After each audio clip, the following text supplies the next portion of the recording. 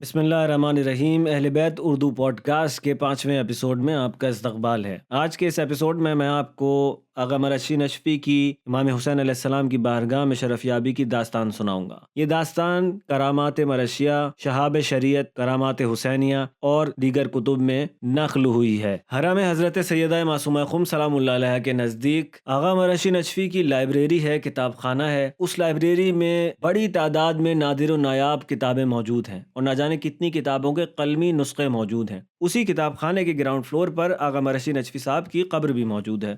یہ واقعہ 1339 قمری ہجری میں پیش آیا کہ جب آغا مرشی نشفی نجف اشرف میں زیر تعلیم تھے۔ میں کچھ پریشان سا تھا اور کچھ کرنے کو دل نہیں چاہتا تھا، یہاں تک کہ درس پڑھنے کی بھی قوت و توانائی مجھ میں نہیں تھی۔ جیسے ہی میں کربلا پہنچا، فوراً میں نے غسل کیا، حرم میں داخل ہوا، حضرت امام حسین علیہ السلام کی زری مبارک کے بوسے لیے، زری مبارک کو تھام کر گریا کرتے ہوئے دعا کرنے لگا کہ مولا میری حاجت کو پورا کیجیے۔ جب میرے آنسو رکے تو میں حضرت امام حسین علیہ السلام کی زری مبارک کے کونے پر کھڑا ہو کر زیارت عاشورہ پڑھنے لگا۔ کافی وقت ہو چکا تھا، میری ہمت بھی جواب دے چکی تھی، لیکن امام حسین علیہ السلام سے جو چیز لینے کے لیے نجف اشرف سے کربلا مولا آیا تھا وہ ابھی تک نہیں ملی تھی اور اب زیادہ وقت بھی نہیں بچا تھا۔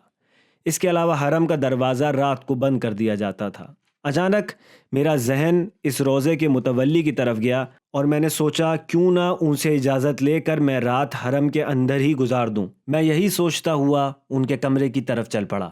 اس سے پہلے کبھی اس طرح کا موقع نہیں ملا تھا کہ ایک مقدس جگہ میں اس طرح سے تنہا اپنے مولا و آقا سے راز و نیاز کر سکوں اور میرے اور زری کے علاوہ کوئی نہ ہو۔ حق تو یہ ہے کہ خوشی سے میرے ہوش و حواس گم تھے اور کچھ سمجھ میں نہیں آ رہا تھا کہ زری کے کس کونے میں بیٹھوں اور کس طرح اپنے آقا و مولا سے درد دل بیان کروں۔ میری حالت اس بھوکے آدمی کی طرح ہو رہی تھی کہ جسے مدتوں سے کھانا نہ ملا ہو، پھر اسے ایک ایسے دسترخوان پر حاضر کر دیا جائے کہ جس پر طرح طرح کے کھانے اور مختلف قسم کے میوے و مشروبات رکھے ہوں۔ میں نے دل ہی دل میں سوچا کہ امام حسین علیہ السلام اپنے فرزند جناب علی اکبر علیہ السلام سے بہت محبت رکھتے تھے اور یقیناً آپ بعد شہادت بھی ان حضرت کی طرف متوجہ ہوں گے، لہٰذا بہتر ہے کہ قبر امام حسین علیہ السلام کی پائنتی اور جناب علی اکبر کے سرہانے بیٹھوں۔ بس میں نے ایسا ہی کیا، راز و نیاز اور زیارت پڑھنے لگا۔ ہر طرف خاموشی تھی اور میں رو رو کے دعا کر ہی رہا تھا کہ اچانک ذریعہ مقدس کی دوسری جانب سے تلاوت قرآن مجید کی آواز سنائی دی اور پوری فضا روحانیت سے پر ہو گئی۔ ایک بہترین پھولوں سے مزین گلدستہ رکھا ہوا تھا۔ میں اس وقت گھبرا سا گیا کہ آخر یہ شخص کون ہے جو یہاں قرآن شریف پڑھ رہا ہے، اور وہ کس طرح سے اندر داخل ہو گیا جبکہ دروازہ بند تھا اور اندر زری میں سوائے میرے کوئی اور موجود نہیں تھا۔ لیکن جیسے ہی میں نے یہ محسوس کیا کہ آواز تو کچھ جانی پہچانی سی لگ رہی ہے، فوراً خوف و ہراس تمام ہوا اور میں اسی طرح زیارت نامے کو لے کر کھڑا ہو گیا اور آہستہ آہستہ ذریعہ مبارک کے اطراف میں چلنا شروع کیا۔ اچانک میں نے یہ دیکھا کہ ذریعہ مقدس کے پیچھے ایک شخص قرآن کریم کی تلاوت کر رہا ہے اور وہ میرے والد مرحوم کے سوا کوئی اور نہ تھا۔ بس خوشی سے میرا ٹھکانہ نہ رہا اور میں نے خود سے کہا کہ کہیں ایسا تو نہیں کہ میں خواب دیکھ رہا ہوں۔ بالآخر میں نے اپنی آنکھوں کو ملا اور مطمئن ہوا کہ میں بیدار ہوں، اور یہ تو کسی کو نصیب ہوتا ہے کہ مرنے کے کافی عرصے بعد بھی اپنے والد مرحوم کو دیکھ سکے، اور وہ بھی عالم بیداری میں۔ میں نے سوچا کہ موقع غنیمت ہے، کچھ استفادہ کروں، لہٰذا آہستہ آہستہ آگے بڑھا اور ان کے روبرو دو زانو بیٹھ گیا۔ میں نے انہیں سلام کیا۔ انہوں نے محبت بھرے لہجے میں جواب سلام دیا۔ بابا جان، آپ اس دنیا میں کیسی زندگی بسر کر رہے ہیں؟ پہلے مسکرائے اور پھر کچھ دیر خاموش رہ کر جواب دیا، بہترین زندگی بسر کر رہا ہوں اور پروردگار عالم کی نعمتوں سے مالا مال ہوں۔ اس کے بعد انہوں نے مجھ سے سوال کیا، کیا آج کل تمہارا درس نہیں ہو رہا ہے؟ آخر کس لیے ایام درس میں یہاں آئے ہو؟ میں نے اپنی مشکلات اور آرزوؤں کو بیان کیا۔ بابا جان، میری کچھ مشکلات ہیں جن کی وجہ سے درس چھوڑ کر یہاں آیا ہوں تاکہ اپنے مولا سے بیان کروں۔ انہی مشکلات کی وجہ سے آج کل میرا دل درس وغیرہ میں بالکل بھی نہیں لگ رہا ہے۔ اس کے بعد آغا مراشی نے اپنی مشکلات کو اپنے والد محترم سے بیان کیا۔ ان کی مشکلات کو سن کر ان کے والد مرحوم نے کہا، جاؤ اور اپنی مشکلات کو اپنے مولا سے بیان کرو۔ میں نے پوچھا، مولا اس وقت کہاں تشریف فرما ہے؟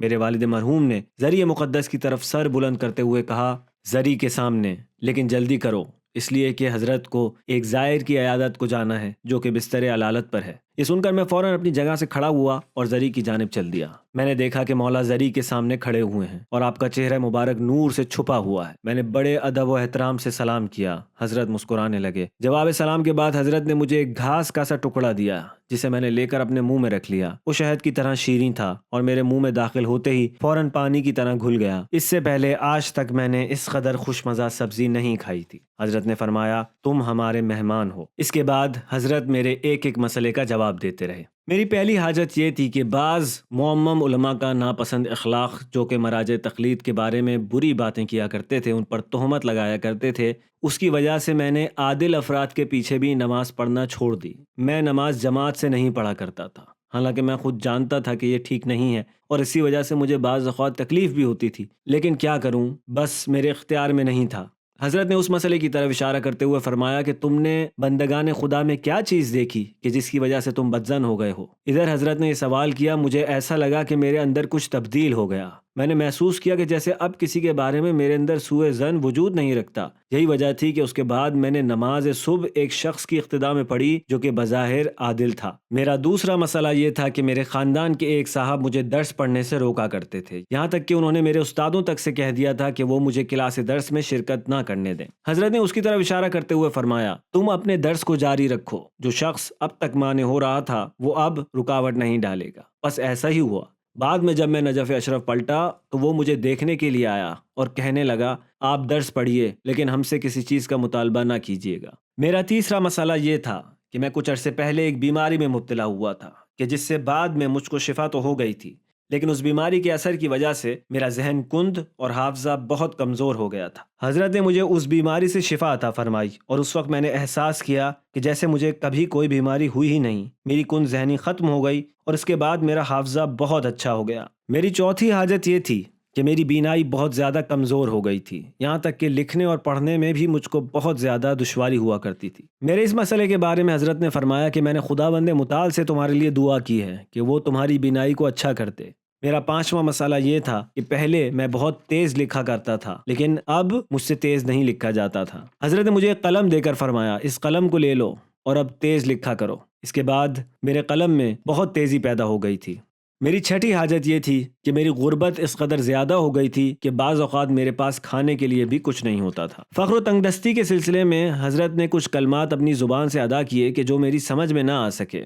میری ساتویں حاجت یہ تھی کہ میں اپنے قلب میں ایک بیماری کا احساس کرتا تھا، اور آٹھویں حاجت یہ تھی کہ بعض روحانی امور میں عروج سے تنزلی کی طرف جا رہا تھا۔ مولا نے میرے سکون قلب کے لیے فرمایا میں نے خداوند کریم سے دعا کی ہے کہ تمہارے قلب کو آرام بخشے۔ اس کے بعد میں نے ہمیشہ اپنے قلب کو پرسکون پایا۔ حضرت نے روحانی امور کے بارے میں ثبات عقیدہ کے سلسلے میں دعا فرمائی۔ میری 10ویں حاجت یہ تھی کہ میں خداوند متعال سے دعا گو ہوں کہ کوئی شخص مجھ سے رنجیدہ خاطر نہ ہو، خصوصاً درس اور بحث و مباحثے کے وقت۔ حضرت نے فرمایا میں نے خداوند کریم سے دعا کی ہے کہ کوئی شخص آپ سے ناراض نہ ہو، خصوصاً درس کے وقت۔ میری 10ویں دعا یہ تھی کہ خداوند کریم میرے دل سے حب دنیا کو نکال دے۔